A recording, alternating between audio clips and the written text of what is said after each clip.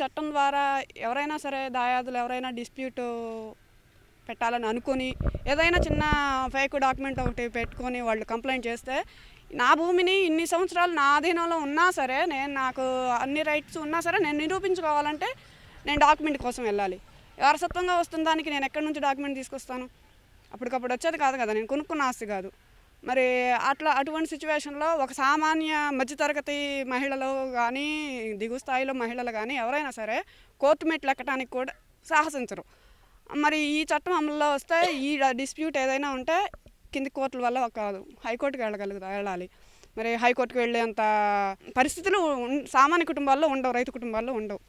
ఎవరైనా కక్షిదారుడు స్థలం ఉన్నవాడు, ఆస్తి ఉన్నవాళ్ళు ఫ్రీగా క్లియర్గా ఉన్న ఆస్తి మీద ఎవరైనా కానీ కంప్లైంట్ చేస్తే అది డిస్ప్యూట్ రిజిస్టర్లోకి వెళ్ళిపోతుంది.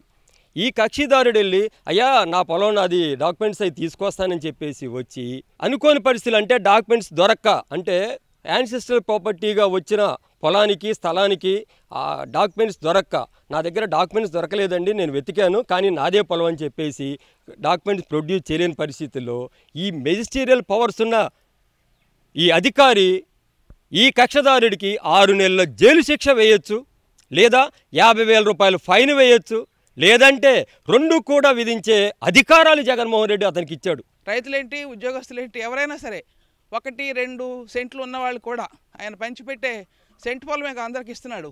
మరి ఆ సెంటు కోసం కూడా హైకోర్టుకి వెళ్ళాలంటే వెళ్ళలేరు కదా.